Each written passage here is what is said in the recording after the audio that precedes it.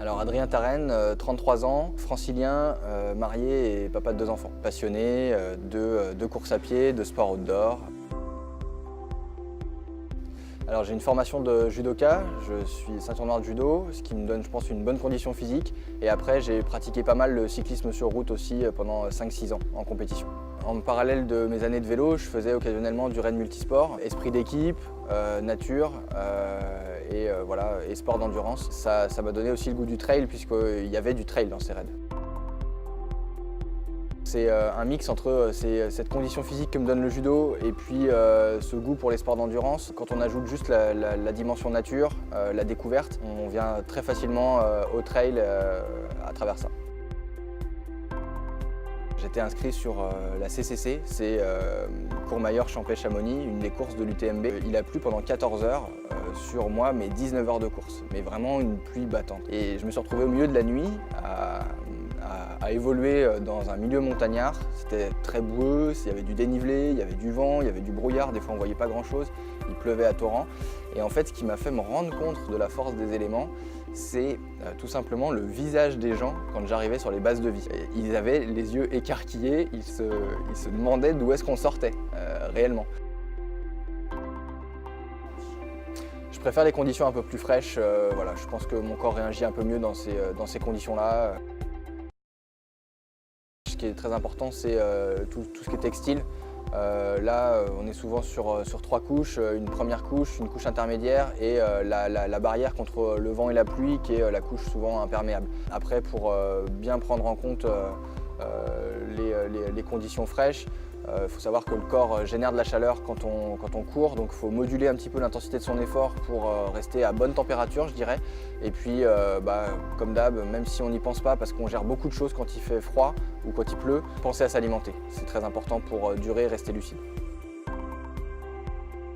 Je pense que mentalement, le froid est plus dur, mais après, réellement, physiquement, les conditions chaudes et les statistiques sur les courses le démontrent, sont beaucoup plus compliquées et génèrent beaucoup plus d'abandon.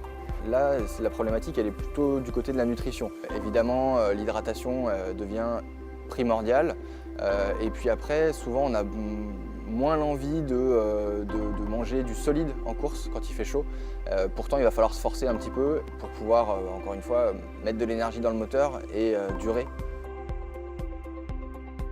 Là encore, une bonne préparation, un matériel testé à l'avance et puis quelques sorties réalisées dans ces conditions-là. Tout de suite, on va savoir quoi faire, quel matériel utiliser, quel rythme adopter, comment se surpasser.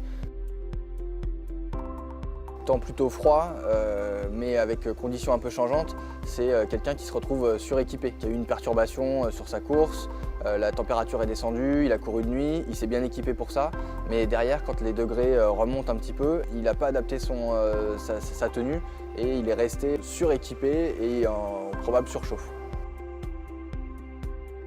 L'équipement minimum pour dompter le dénivelé, déjà une bonne paire de chaussures qui correspond à son niveau, qui est aussi protectrice. Moi je trouve que c'est très important d'avoir une paire de chaussures qui protège aussi le dessus du pied. On est vite fait de buter dans des racines, de faire basculer des pierres sur le dessus de son pied. Ça c'est quelque chose de très important, la protection du dessus du pied. Après, le poids de la chaussure, l'amorti, l'accroche, c'est beaucoup plus personnel en fonction du niveau et du confort du coureur. Les reconnaissances, oui, savoir où on est, où on va, c'est toujours plus positif. L'entraînement sur terrain spécifique, quand on peut, forcément. C'est hyper intéressant d'aller grimper quelques cols si c'est l'objet de la course qu'on va faire dans les mois qui viennent. Et puis après, ce qui est important pour tous les coureurs, mais peut-être encore plus pour le trailer, c'est la préparation physique, le renforcement musculaire. Parce que là aussi les contraintes sont importantes et ça peut compenser justement un certain manque de terrain spécifique. La trace des Ducs de Savoie en 2016 où il a rapidement fait très chaud, autour de 35 degrés, en vallée à Bourg-Saint-Maurice, après 55 km de course. Moi j'avais prévu cette stratégie en intégrant complètement cette dimension chaleur importante. J'ai bien géré ça en prenant mon temps sur les ravitaillements, en m'aspergeant d'eau à toutes les fontaines que je croisais, et puis en adoptant un rythme peut-être un petit peu en dessous de ce que j'aurais pu faire dans des conditions idéales.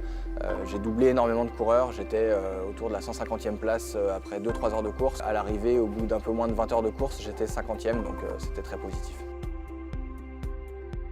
La course parfaite pour moi, alors, le lieu c'est le Val Montjoie, la vallée des Contamines, parce que c'est un coin que j'aime beaucoup, où je vais souvent. C'est une course qui part tôt, si possible avec 2-3 heures de nuit, parce que l'ambiance est particulière, parce qu'on profite du lever du soleil. C'est aussi une course qui va être sur un format d'environ 100 km. Pour moi en tout cas, j'ai la chance de pouvoir faire ça sur une grosse journée. Et puis le dénivelé, moi j'affectionne les ascensions où on peut réellement prendre un rythme qui reste relativement court sur 600-800 des plus.